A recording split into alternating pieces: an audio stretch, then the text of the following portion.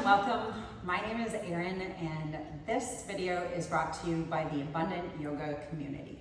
Today, we are going to take a closer look at tree pose, or in Sanskrit, vrikshasana. First, I'll show you a basic tree pose, and then we will break the pose down. We'll also talk about different benefits of the pose and different variations of the pose and why you might want to do them with or without props. First, let's tackle benefits. I love tree pose first and foremost for how much it strengthens ankles. Balancing poses in general are really nice for that, but tree pose specifically I think is great for strengthening ankles. It also will strengthen leg and core muscles. It gets a great stretch in the spine, and like any balancing pose, it done over time will improve your balance. On the non-physical side of things, balancing poses can really help calm our mind and improve concentration and focus, particularly when we work our breath in conjunction with the pose. So let's take a look at vrikshasana, or tree pose. A standard tree pose might look something like this. On the other side, maybe we're here. So how does that break down? And then let's get into some variations. So the breakdown is that we decide what leg is our standing leg. So the leg that's going to be like the roots of the tree. Spread your toes out and have your foot pointed straight forward. Your opposite leg, you're going to have your hip open up. So for the variation I just did, I bring my foot up to the inside of my thigh. So my foot is pushing against my thigh and my thigh is pushing back. It's kind of an equal and opposite action there. Here, I want to keep my knee going back so that I'm not closing my tree. I want my hips forward and open. Then in my tree pose, I'm going to keep pushing my big toe, particularly, down into the ground. I'll lift up through my kneecap, so I'm getting a long lift through my standing leg with my hips open. Then I want to focus on my spine from my tailbone all the way out through the top of my head and lift up. Keep on getting lift, lift, lift, lift, lift all the way up. My hands can be here as long as my shoulders aren't caving. You want to be nice and open. Or here. Branches really can be anywhere. So with your tree, you can kind of make your own choices there. When you're switching sides, it's nice to give a little wiggle through your legs. Feet, standing foot points forward, opposite foot comes in, and then you can get that lift up to your inner thigh.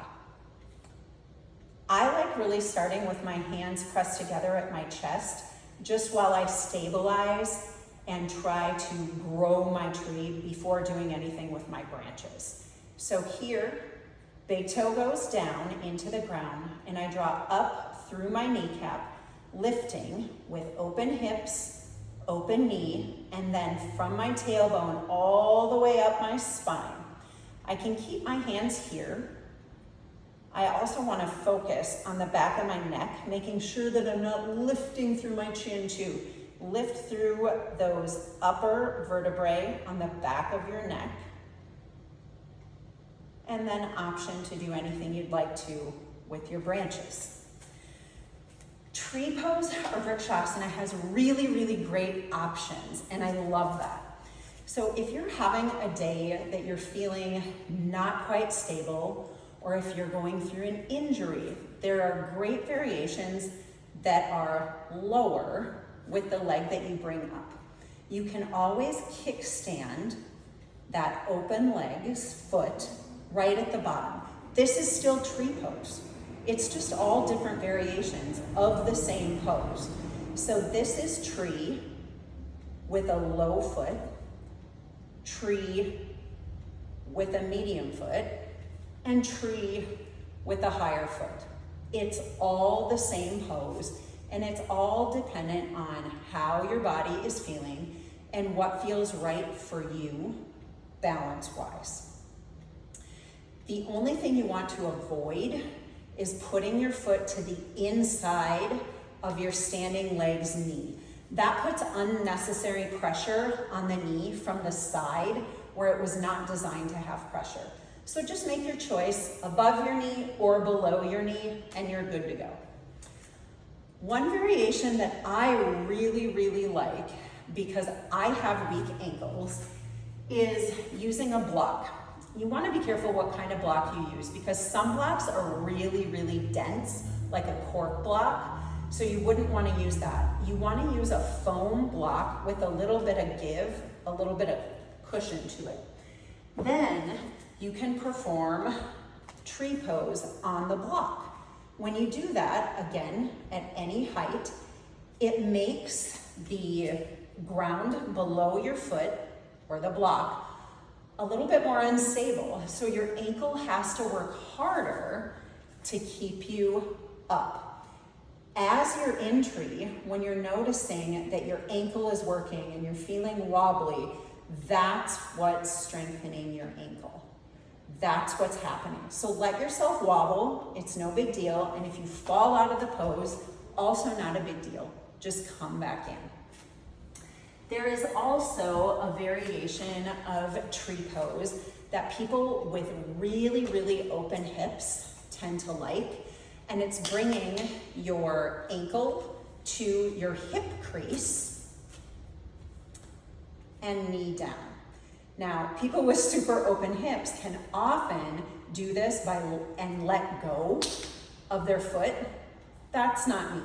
So I would take this variation, holding my foot from the pinky toe side so that my shoulder is kept open, and then one hand can come to my chest, and I make sure that my leg that is bent, I make sure that the knee is really pointed down. Another option, if you would like to play with opening your knee more, is using a strap. So if you come into tree pose, you can bring a strap to your knee and bring it around your waist to the opposite side, and just get a gentle pull to keep your knee open.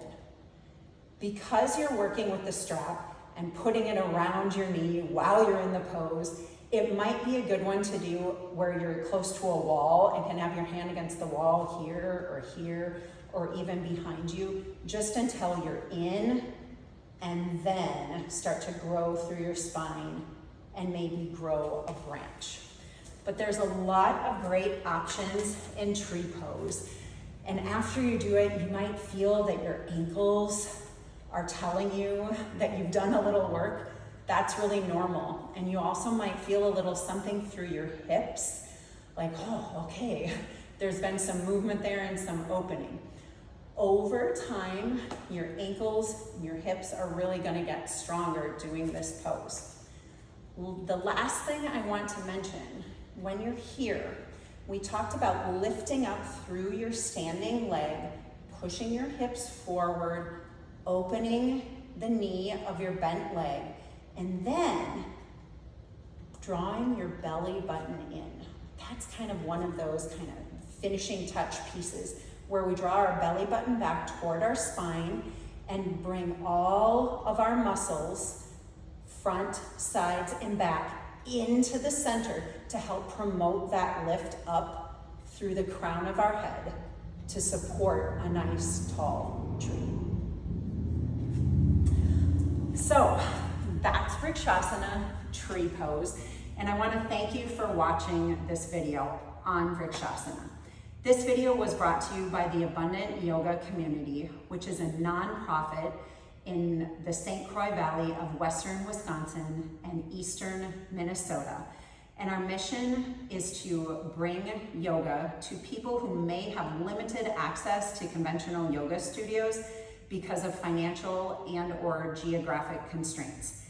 If you enjoyed this video and you'd like to donate any amount at all to our organization, please click on the link that you see below in the description and you can do so. Thank you so much.